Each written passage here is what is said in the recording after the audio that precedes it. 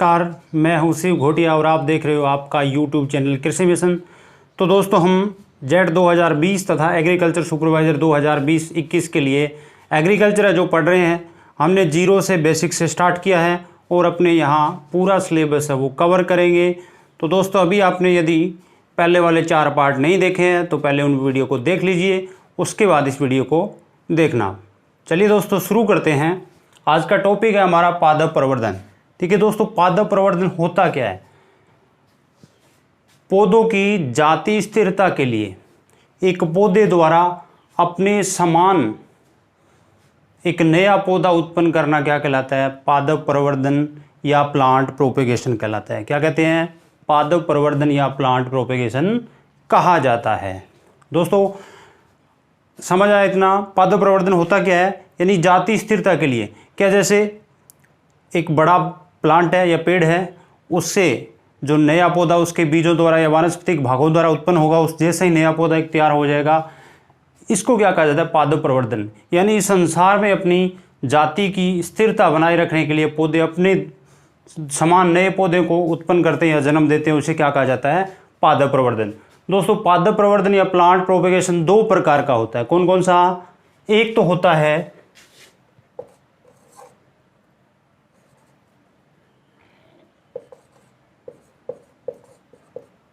लैंगिक प्रवर्धन। एक तो होता है लैंगिक प्रवर्धन, इसे कहते हैं सेक्सुअल प्रोपेगेशन। Sexual propagation. देखिए दोस्तों, लैंगिक प्रवर्धन क्या होता है? बीजों द्वारा उत्पन्न पौधे। सेक्सुअल प्रोपेगेशन किसे कहा जाता है? जैसे किसी पेड़ का हमने कोई फ्रूट लिया, उससे एक बीज निकाला, अपने खाने के बाद बीज निकल जाते हैं, तो उस बीज को अपने उगा दिया और वो एक थोड़े समय बाद में अंकुरित होकर एक नए प्लांट का रूप ले लिया उसने, उसे क्या कहते हैं? लैंगिक प्रवर्धन कहते हैं या सेक्सुअल प्रोपेगेशन कहा जाता है। क्या कहते हैं इसको? लैंगिक प्रवर्धन या सेक्सुअल प्रोपेगेशन। जो बीजों द्वारा होता है उसे क्या कहते हैं? लैंगिक प्रवर्धन। हमारा दूसरा इसमें टाइप आता है कौन सा? अलैंगिक प्रवर्धन। अलैंगिक प्रवर्धन। अलैंगिक प्रवर्धन अंग्रेजी में इसे कहा जाता है एसेक्सुअल प्रोपेगेशन। एसेक्सुअल प्रोपेगेशन भी कहा जाता है। इसे ही क्या कहा जाता है? Vegetative propagation. Vegetative propagation. देखिए, अलैंगिक प्रवर्धन क्या होता है? लैंगिक प्रवर्धन तो वो था जिसमें अपने क्या करते हैं, किसी बीज को उगाते हैं, वो तो था लैंगिक प्रवर्धन। और बीज को छोड़कर, प्लांट के एक बीज को छोड़कर बाकी सभी पार्ट से जो पौधा तैयार होता है उसे क्या कहते हैं? अपने अलैंगिक प्रवर्धन। आपने देखा होगा कलम कैसे लगाई जाती है? एक पौधे से काट ली, उस कलम को काटकर हम क्या करते हैं? दूसरी जगह पे लगा देते हैं, जिससे एक नया पौधा तैयार हो जाता है। इसे क्या कहते हैं? अलैंगिक या वेजिटेटिव या एसेक्सुअल प्रोपेगेशन कहा जाता है। तो इसमें अपने कह सकते हैं बीजों के अतिरिक्त भागों द्वारा, जैसे तना, पत्ती, जड़, इसे कह सकते हैं वानस्पतिक भागों द्वारा। वानस्पतिक भागों द्वारा तैयार पौधा किस विधि द्वारा क्या कहलाता है? जो पौधा बीजों के अलावा अतिरिक्त भागों यानी वानस्पतिक भागों, जैसे तना हो गया, जड़ हो गया, पत्ती हो गया, उससे अपने तैयार करते हैं, उसे क्या कहते हैं? एसेक्सुअल प्रोपेगेशन या वेजिटेटिव प्रोपेगेशन। आपने देखा होगा कलम में अपने क्या लेते हैं? मुख्यतः तना है, जो गुलाब में आपने देखा होगा गुलाब में तना लेते हैं, इसे ही कहते हैं अपने एसेक्सुअल या एसेक्सुअल प्रोपेगेशन अथवा वेजिटेटिव प्रोपेगेशन कहा जाता है। अब देखिए दोस्तों, लैंगिक प्रवर्धन के क्या लाभ है, क्या उसके नुकसान है, और क्या अलैंगिक प्रवर्धन के लाभ है और क्या अलैंगिक प्रवर्धन के नुकसान है। यानी इस विधि की कुछ हानियां हैं और कुछ लाभ भी है, इस विधि का भी कुछ लाभ है और कुछ हानियां हैं। अपने इधर देखें लैंगिक प्रवर्धन को, तो सबसे पहले देखिए बीज द्वारा तैयार पौधे को या उत्पन्न पौधे को बीजू पौधा कहा जाता है। बीजू पौधा कहा जाता है। देखिए दोस्तों, जो बीज द्वारा पौधा तैयार होता है या उत्पन्न होता है उसे क्या कहते हैं? बीजू पौधा कहा जाता है। क्या कहा जाता है उसको? बीजू पौधा कहा जाता है। तो दोस्तों इसके कुछ लाभ हैं। लाभ इसके कौन कौन से हो सकते हैं? देखिए दोस्तों, इसका एक लाभ तो ये है कि प्लांट है जो या हमारा पेड़ है वो बड़े आकार का होता है, इसलिए प्रतिकूल परिस्थितियों जैसे आंधी, तूफान, बारिश से उसको क्या होता है? डैमेज नहीं होता इतना, यानी वो विपरीत परिस्थितियों को भी क्या कर जाता है? सहन कर लेता है। ये तो इसका एक लाभ हुआ। जैसे एक नंबर लाभ की बात करें, प्रतिकूल परिस्थितियों जैसे आंधी, तूफान,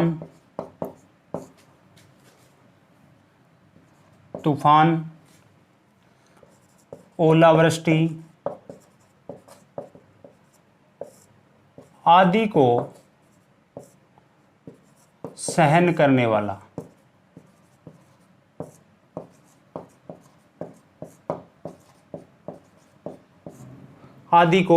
सहन करने वाला, देखिए दोस्तों, प्लांट मजबूत होता है, इसलिए आंधी, तूफान, ओलावृष्टि आदि को क्या कर लेता है? ये सहन कर लेता है। फिर बात करें दूसरे लाभ की, तो दोस्तों एक आपने सुना होगा साइन स्टॉक और रूट स्टॉक। एक होता है साइन स्टॉक और एक होता है रूट स्टॉक। एक साइन स्टॉक होता है और एक रूट स्टॉक होता है। आपको पता है क्या होता है? देखिए, अपने एक प्लांट है, जैसे ये कोई प्लांट है, तो देखिए ये भूमि है, इस भूमि से नीचे वाले पार्ट को क्या कहते हैं? इसे कहा जाता है रूट स्टॉक। इसे क्या कहते हैं? Root stock. और जो ऊपर वाला यहां से जैसे इस प्रकार की टहनियां इसके होती है, इसे क्या कहा जाता है? Scion stock. रूट स्टॉक और साइन स्टॉक, यानी जड़ वाले भाग को तो क्या कहते हैं? रूट स्टॉक कहा जाता है, और जो वायवीय यानी जो भूमि से ऊपर भाग है इसको क्या कहते हैं? साइन स्टॉक कहते हैं। देखिए दोस्तों, जब प्रवर्धन करते हैं तो इस जड़ वाले भाग को लिया जाता है तो इसे रूट स्टॉक, और जब इसे लिया जाता है उसे क्या कहते हैं? Scion stock. देखिए दोस्तों, ये पेड़ क्या होता है? मजबूत होता है, आंधी, तूफान, ओलावृष्टि को सहन कर लेता है, इसलिए क्या होता है? लेकिन इन पौधों के मुकाबले इस पौधे का क्या होता है? प्रोडक्शन कम होता है, क्योंकि यह एक बिल्कुल मजबूत है लेकिन एक बड़ा प्लांट होता है, इसका जो प्रोडक्शन है वो कम होता है अलैंगिक प्रवर्धन द्वारा तैयार पौधे से।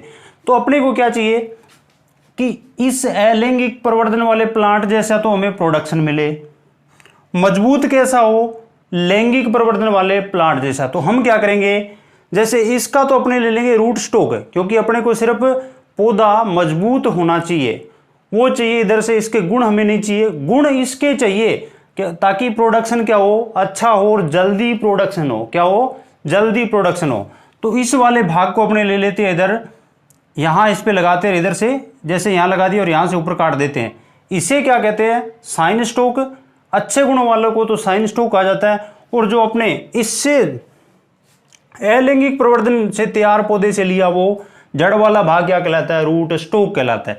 तो दोस्तों इस डायग्राम की कहानी सिर्फ इतनी थी कि अपने रूट स्टोक लेने के लिए किसका उपयोग किया जाता है, लैंगिक प्रवर्धन वाली विधि से, यानी बीज से जो तैयार पौधा है उससे अपने रूट स्टोक लेते हैं। क्यों लेते हैं, क्योंकि यह पौधा मजबूत होता है और प्रतिकूल परिस्थितियों को सहन कर लेता है। इतना क्लियर है। चलते हैं नेक्स्ट।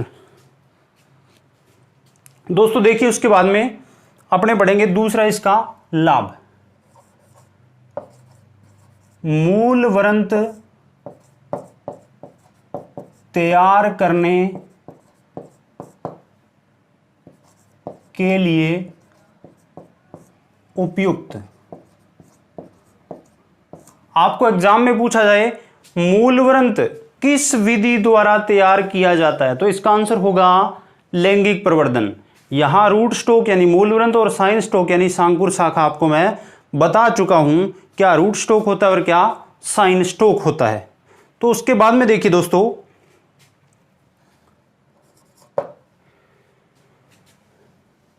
इसका लाभ की बात करें, थर्ड लाभ की,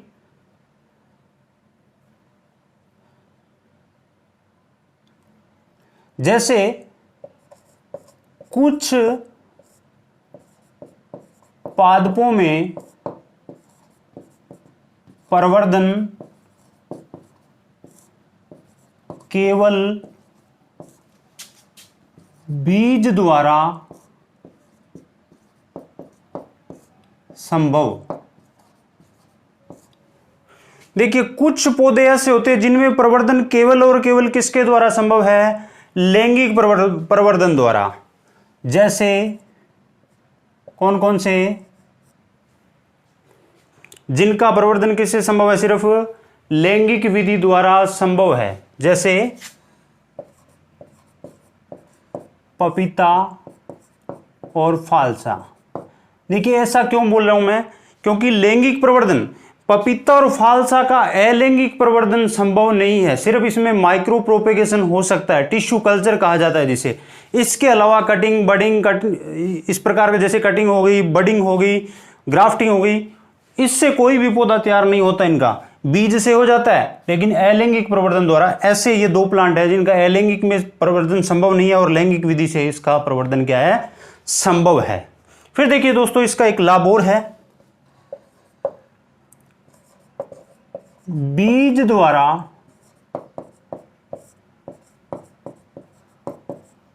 तैयार पौधों में बहु भ्रूणता पाई जाती है। देखिए दोस्तों बीज द्वारा तैयार पौधों में बहुभ्रूणता पाई जाती है। अब देखिए बहुभ्रूणता क्या होती है। बात करें अपने पॉली एम्ब्रियोनिक या बहुभ्रूणता की, जैसे यह कोई सीड है, किसी प्लांट का सीड है, इस प्रकार से इससे जब एक प्लांट तैयार होता है तो इसे अपने बहुभ्रूणता नहीं कहेंगे, यानी एक से जब अधिक पौधे तैयार हो गए इसे क्या कहा जाता है, इसे क्या कहा जाता है, बहुभ्रूणता कहा जाता है। यानी किसी एक पौधे से दो या दो से अधिक पौधों का उत्पन्न होना या एक बीज से दो या दो से अधिक पौधों का उत्पन्न होना क्या कहलाता है, बहुभ्रूणता कहलाता है।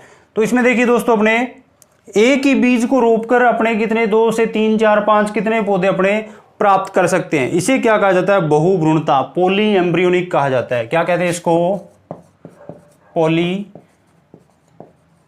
एम्ब्रियोनिक।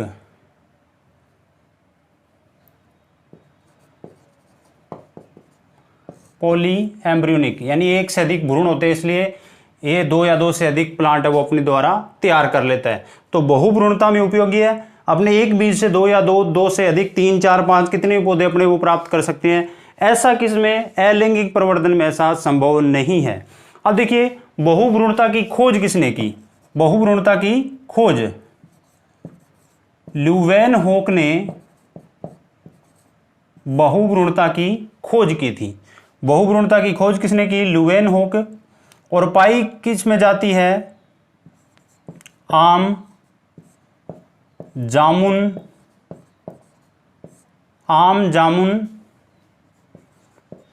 प्याज और नींबू। याद रखना दोस्तों, बहुभ्रूणता पाई किस में जाती है? आम, जामुन, प्याज और नींबू में। बहुभ्रूणता की खोज किसने की थी? ल्यूवेनहोक ने की थी। बहुभ्रूणता होता क्या है? एक बीज द्वारा दो या दो से अधिक पौधों का उत्पन्न होना क्या कहलाता है? बहुभ्रूणता। तो लैंगिक प्रवर्धन में बहुभ्रूणता संभव है, लेकिन इसमें अपने बीज भी काम में नहीं लेते, तो बहुभ्रूणता इसमें क्या है? संभव नहीं होती है। इसके अलावा अपने कुछ और लाभों की बात करें या और लाभ देखा जाए, यह विधि क्या होती है? सरल व कम खर्चीली विधि। कम खर्चीली विधि है। अब देखिए दोस्तों, सरल और कम खर्चीली क्यों है? जैसे आपको पता है, किसी पेड़ का जो प्लांट है, जो पेड़ है, उससे कोई एक बीज, उसका सीड गिरा, भूमि में गिरा और अपने आप क्या होगा? जैसे कभी बारिश होगी तो अपने आप वो अंकुरित हो जाता है और एक नया पौधा तैयार हो जाता है।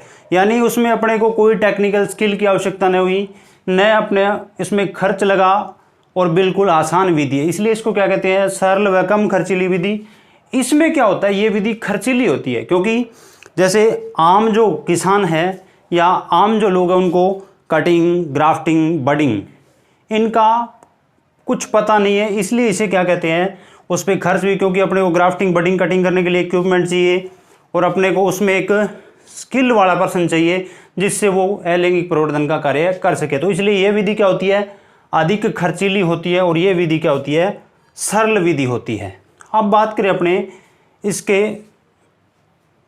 लाभ हो गए, और बात करें अब अलैंगिक प्रवर्धन विधि के लाभ की बात करें तो देखिए दोस्तों, अलैंगिक विधि के लाभ।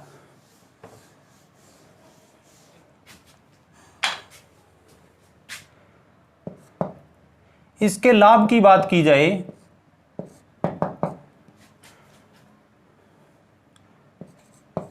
कुछ पौधों में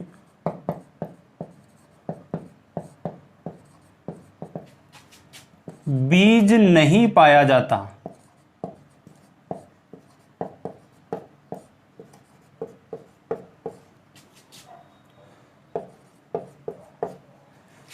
अतः उनका प्रवर्धन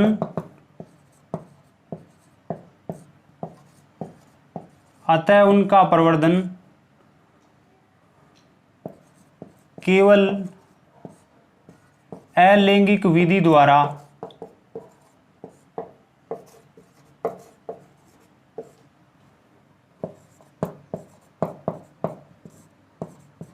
संभव है। उदाहरण की बात करें, जैसे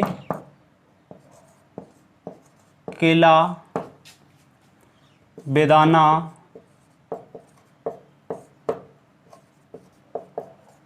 अंगूर। देखिए दोस्तों, जिन प्लांट के जो फ्रूट होते हैं उसमें बीज नहीं पाए जाते, जैसे केला, बेदाना, अंगूर, उनका भी अपने प्रवर्धन बीज होते नहीं, तो बीज द्वारा नहीं कर सकते। लेकिन अलैंगिक विधि, यानी अलैंगिक का मतलब कोई वानस्पतिक भाग हो सकता है, जैसे जड़ हो गई, तना हो गया, पत्ती हो गया, उनसे अपना एक नया पौधा तैयार कर सकते हैं। आपको पता होगा केले में आजकल जो माइक्रो प्रोपेगेशन है या टिश्यू कल्चर है, उसको खूब काम में लिया जा रहा है। तो इसका एक तो लाभ ये हुआ, जिनमें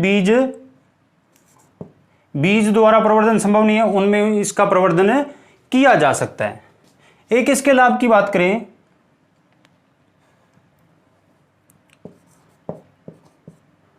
मात्र पौधे के समान गुणों वाला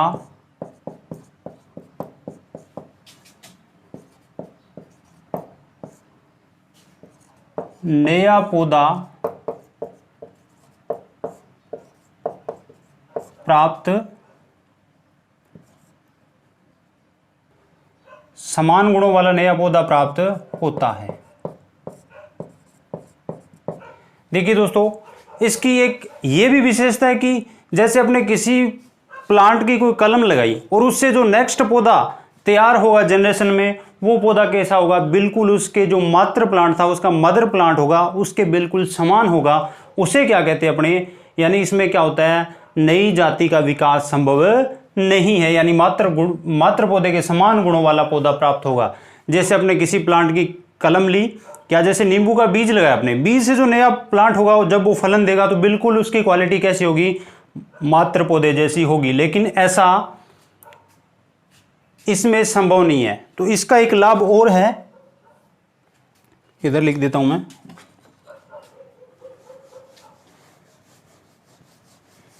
इसके और लाभ की बात करें यदि,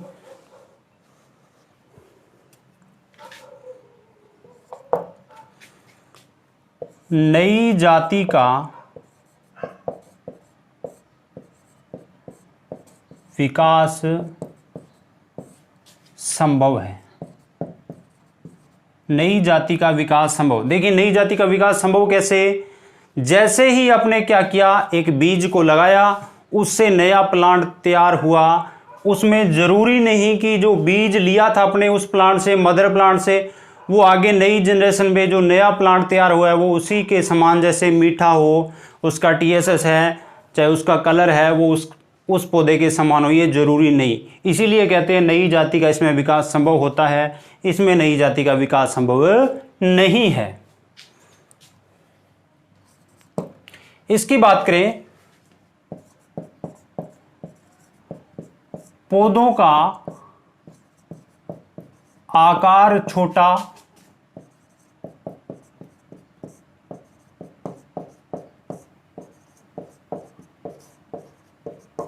जिससे HDP का मतलब हाई डेंसिटी प्लांटिंग, सघन बागवानी भी की जा सकती है, जिससे HDP हाई क्या होता है, हाई डेंसिटी प्लांटिंग कर सकते हैं। इसका ये लाभ हुआ एक। और लाभ की बात करें, अलैंगिक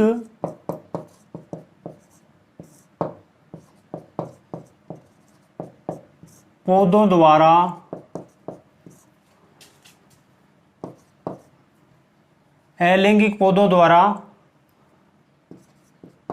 प्राप्त उत्पादन अधिक होता है। फिर देखिए दोस्तों, नेक्स्ट कुछ हानियों की बात करें दोनों की। अब देखिए इसमें क्या हुआ, अपने केला, बेदाना और अंगूर का प्रवर्धन बीज से नहीं कर रहे थे, यहां उससे अलैंगिक प्रवर्धन में केला, बेदाना, अंगूर से प्रवर्धन किया जा सकता है। तो अपने कह सकते हैं केला, बेदाना और अंगूर का प्रवर्धन अलैंगिक विधि से प्रवर्धन से संभव है, लेकिन लैंगिक से नहीं। तो इसका क्या हो गया, ये इसकी हानि होगी। अब अपने बात करेंगे हानियों की। देखिए दोस्तों, इसके कुछ एक दो लाभ की और बात करें, मूल वृंत पर एक से अधिक जातियों का रोपण किया जा सकता है,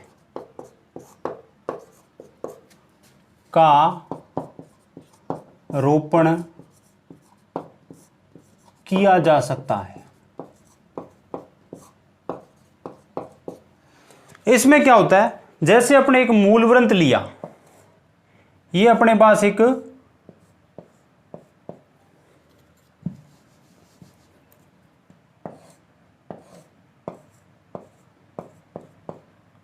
ये मूल वृंत है, अपने इसका मूल वृंत अपने काम में ले लिया, और इस मूल वृंत पे क्या करेंगे, यहां एक वैरायटी लगा दी कोई अलग, यहां एक अपने ग्राफ्टिंग द्वारा अलग वैरायटी लगा दी, यहां कोई एक और अलग वैरायटी लगा दी, इसको यहां से काट दिया। तो अब जो ये पौधा बढ़कर तैयार होगा इस प्रकार, वो क्या होगा, अपने क्या किया, तीन जैसे साइन लगाए और अलग अलग जातियों से, आम की अलग अलग किस्मों से ले लिए, तो अपने एक ही पौधे पर क्या कर सकते हैं, अलग अलग टाइप की जातियों को लगा सकते हैं। इसका एक ये फायदा होता है। फिर बात करें दोनों की हानियों की बात की जाए यदि,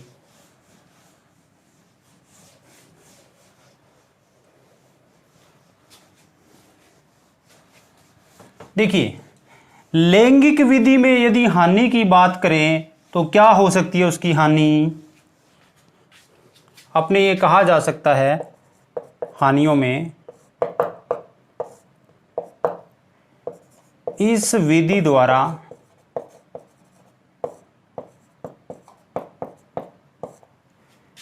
बीज रहित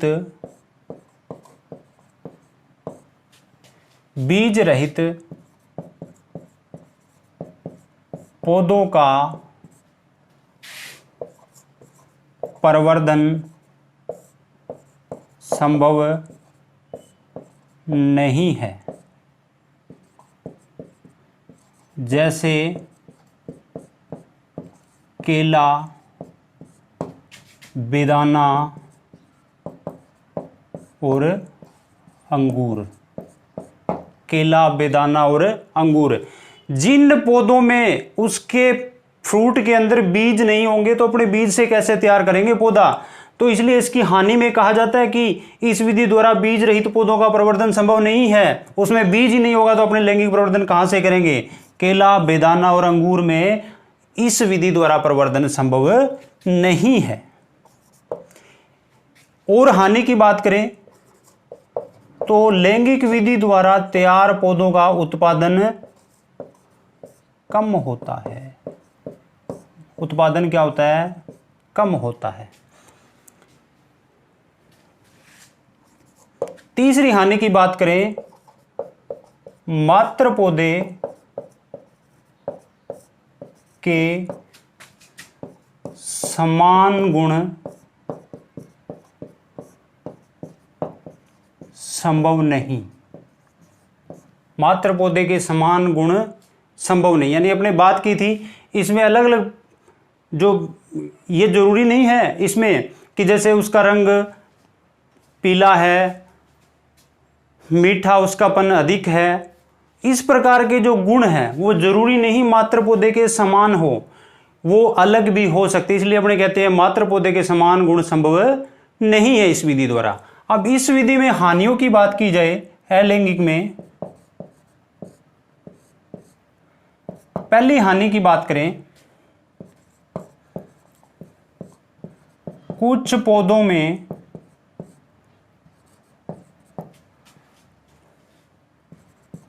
अलैंगिक विधि द्वारा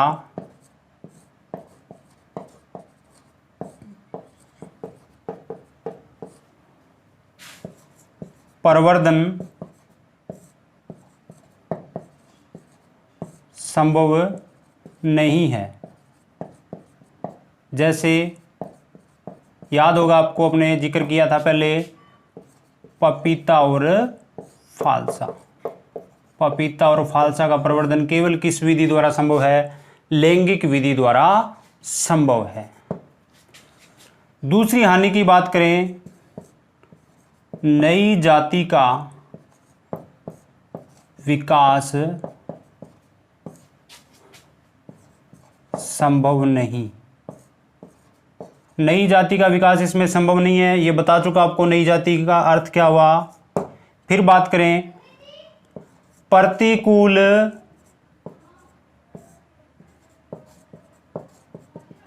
परिस्थितियों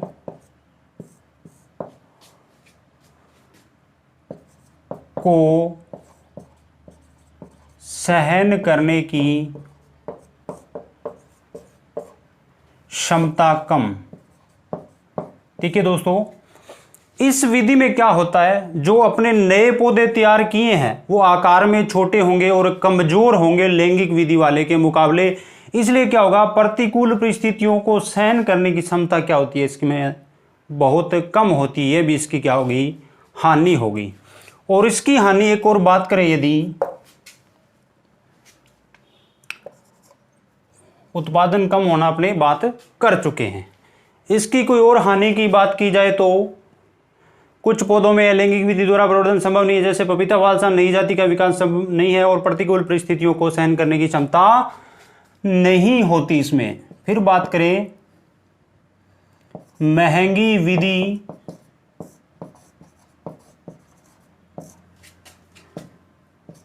अधिक खर्च तथा तकनीकी ज्ञान की आवश्यकता, तकनीकी ज्ञान की आवश्यकता होती है, तकनीकी ज्ञान की आवश्यकता होती है। दोस्तों इसमें एक स्किल्ड पर्सन चाहिए और इसमें खर्च भी अधिक आता है। आपको बताया था मैंने, इसको करने के लिए इक्विपमेंट चाहिए, अपने टूल्स चाहिए और एक स्किल्ड पर्सन की आवश्यकता होती है। लेकिन बीज द्वारा पौधे तैयार करने के लिए हमें किसी अलग से एक्स्ट्रा खर्च करने की आवश्यकता नहीं। तो ये विधि कैसी होती है? महंगी विधि होती है। अपने लैंगिक प्रवर्धन और अलैंगिक प्रवर्धन पढ़ चुके हैं, दोनों में डिफरेंस क्लियर है। लैंगिक प्रवर्धन क्या होता है? बीज द्वारा जो पौधा तैयार होता है उसे लैंगिक प्रवर्धन या उसे बीजू पौधा कहा जाता है। अलैंगिक विधि बीज को छोड़कर से सभी प्लांट के वानस्पतिक भाग है, जो वेजिटेटिव पार्ट्स होते हैं, जैसे जड़ हो गया, तना होगी और पत्ती हो गई, उनसे तैयार पौधों को क्या कहा जाता है? अलैंगिक पौधे कहा जाता है। अब बात करें नेक्स्ट,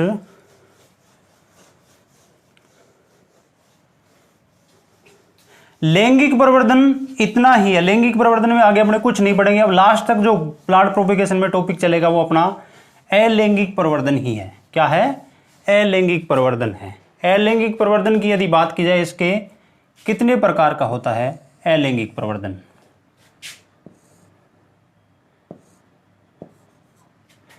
नंबर 1 है इसके अंदर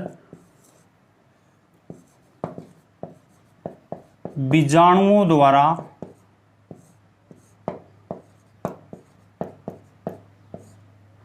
प्रवर्धन, बाय स्पोर्स, यानी स्पोर या बीजाणु के द्वारा प्रवर्धन।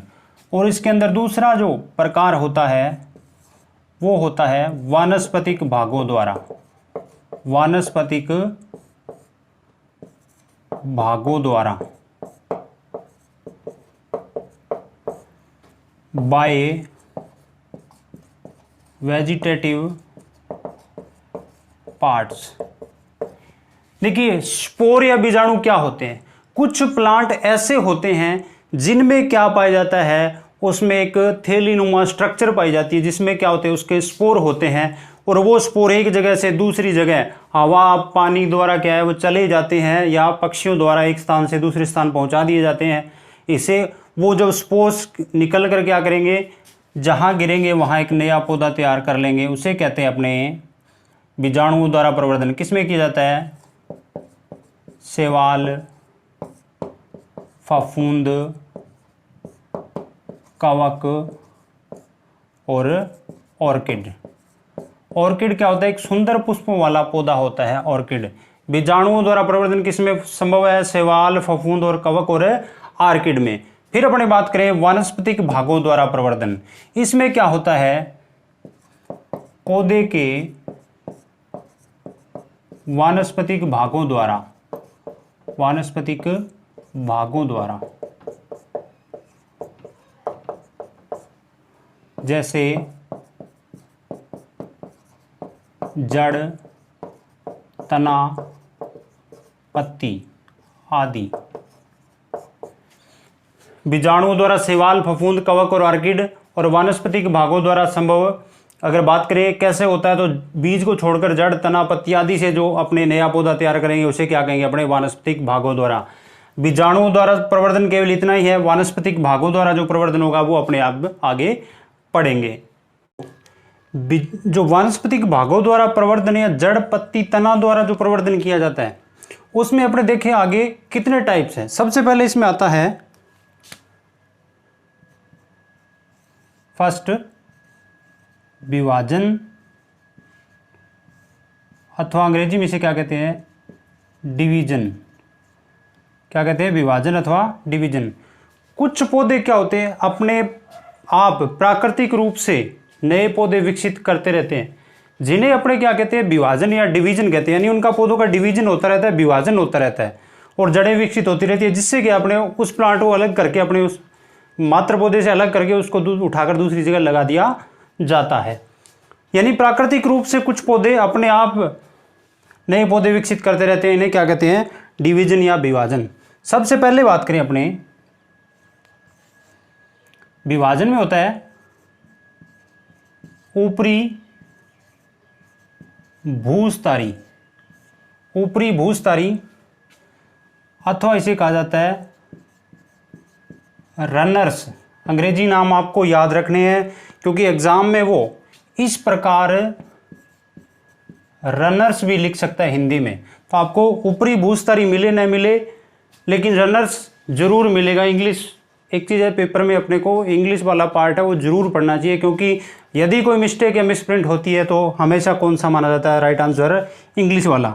तो ऊपरी भूस्तारी को क्या कहते हैं, रनर्स कहा जाता है। देखिए रनर्स क्या होता है, जैसे आपने दूब घास देखा होगा, दूब घास में क्या होता है, जैसे दूब घास इस प्रकार से चलती रहती है और जहाँ क्या इस प्रकार उसके गांठें भूमि से टच करती है तो क्या होता है, जड़ें विकसित इस प्रकार करती रहती है, उसे क्या कहते हैं, रनर्स कहा जाता है।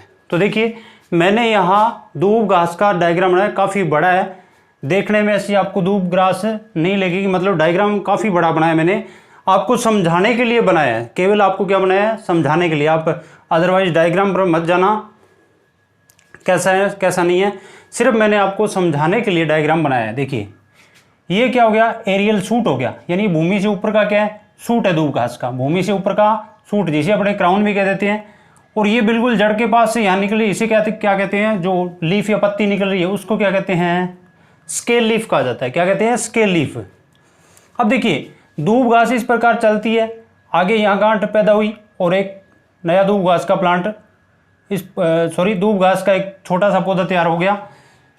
फिर यहाँ से थोड़ा आगे चलते गांठ विकसित हुई, उसमें जड़ें विकसित हो गई, यहाँ एक पौधा तैयार हो रहा है। तो ये देखिए यहाँ ये क्या कहलाता है, रनर्स कहलाता है। जहाँ इस प्रकार ये चलता रहता था ना, ये क्या कहलाता है, रनर्स कहलाता है। रनर्स दूब घास का दूब घास का जो आपके दिमाग में एग्जाम्पल है वो हमेशा याद रहेगा। तो इसके उदाहरण की बात करें तो स्ट्रॉबेरी तथा दूब घास, इसका एग्जाम्पल आपको याद रखने हैं, एग्जाम्पल याद रखने हैं आपको अच्छे से। ऊपरी भूस्तारी रनर्स के उदाहरण कौन से, स्ट्रॉबेरी और दूब घास, स्ट्रॉबेरी और दूब घास। फिर सेकंड नंबर पे आता है अपना अंतः भूस्तारी, अंतः भूस्तारी, इसको सकर्स कहा जाता है। क्या कहते हैं, सकर्स कहा जाता है। आपने केले के अंदर देखा होगा इस प्रकार होता है, ये मेन प्लांट है अपना, ये पूरा इसका रूट सिस्टम है, ये क्या इसका पूरा का पूरा रूट सिस्टम है, ये इस प्रकार ये मिट्टी, ये भूमि वाला पार्ट है, ये भूमि से ऊपर वाला और ये नीचे वाला, ये रूट सिस्टम है पूरा। इससे क्या है, इस प्रकार जड़ें विकसित होती रहती है। और यहाँ देखिए इसी टाइप का यहाँ से जड़ से निकल के ऊपर जा रहा है, इसे क्या कहते हैं, स्कर्स कहा जाता है। क्या कहते हैं, इसे स्कर्स कहा जाता है। इसको यहाँ से काट के दूसरे स्थान पे लगा दिया जाता है, जिससे यहाँ जड़ें विकसित हो जाती है लगभग 20-25 दिनों में। इसे क्या कहते हैं, अपने सकर्स का। समझ आया आपको सकर्स क्या होता है, यानी कोई प्लांट है उसका ये पूरा रूट सिस्टम है, जैसे आपने केला में देखा है, उसकी साइडों से इस प्रकार ये निकलते रहते हैं और इसको क्या करते हैं, यहाँ से पत्तियाँ हटा देते हैं और इसको यहाँ से काट कर अलग कर लेते हैं, उसे क्या कहते हैं, अपने सकर्स कहा जाता है। अंतः भूस्तारी के यदि उदाहरण की बात करें तो एक तो होता है बांस। बांस में देखा होगा आपने, बिल्कुल भूमि के अंदर से इस प्रकार से जड़ें निकलती है, बांस, केला, अनानास और अनार में भी होता है ऐसा। आपने कम देखा होगा लेकिन अनार में भी ऐसा होता है। फिर बात करें थर्ड नंबर, भूस्तारी। भूस्तारी इसे क्या कहते हैं, स्टोलन, स्टोलन कहा जाता है। इसे क्या कहते हैं, अंग्रेजी में स्टोलन कहा जाता है। यहां देखना इस प्रकार से जड़ें विकसित हो रही है, ये देखिए ये पूरा इसका रूट सिस्टम है और ये एरियल पार्ट है इसका, ये क्या है, एरियल पार्ट। यहां देखिए इस प्रकार की जड़ विकसित हो रही है, उसे क्या कहते हैं, स्टोलन कहा जाता है। क्या कहते हैं, स्टोलन कहा जाता है। एग्जाम्पल इसके आपको याद रखने हैं। इसके एग्जाम्पल की बात करें तो एक तो जंगली स्ट्रॉबेरी, जंगली स्ट्रॉबेरी आपको एग्जाम्पल याद रखने हैं, स्ट्रॉबेरी और बरमूडा घास। बरमूडा घास एग्जाम्पल कौन कौन से भूस्थारी के? जंगली स्ट्रॉबेरी और बरमूडा घास। देखिए अपने डिवीजन को पढ़ चुके हैं, डिवीजन को अच्छे से पढ़ चुके हैं। डिवीजन कितने प्रकार का? 3 प्रकार का। कितने प्रकार का? 3 प्रकार का। एक रनर्स होता है, दूसरा सकर्स होता है, तीसरा स्टोलन होता है। रनर्स के एग्जाम्पल कौन कौन से? दूब घास और कौन सा? स्ट्रॉबेरी। उसके बाद में दूसरे की बात करें सकर्स की, बांस, केला, अनानास, अनार। तो केला अधिकतर एग्जाम में पूछा जाता है। केले का प्रवर्धन किस विधि द्वारा होता है? सकर्स द्वारा। याद रखना, केले का प्रवर्धन किस विधि द्वारा? सकर्स द्वारा। सकर्स भी 2 प्रकार के होते हैं, एक तो होता है वाटर स्कर्स और एक क्या होता है? स्वोर्ड स्कर्स। तो केले का प्रवर्धन है वो क्या होता है? स्वोर्ड स्कर्स द्वारा किया जाता है। उसकी पत्तियां कैसी होती है? तलवार के समान होती है, इसलिए इसको स्वोर्ड स्कर्स कहा जाता है। तो इसके उदाहरण बांस, केला, अनानास और अनार हो गए। तीसरा बात करें भूस्थारी या स्टोलन। भूस्थारी या स्टोलन, आपको ये डायग्राम मैंने बता दिया, ये किसका है? भूस्थारी या स्टोलन का।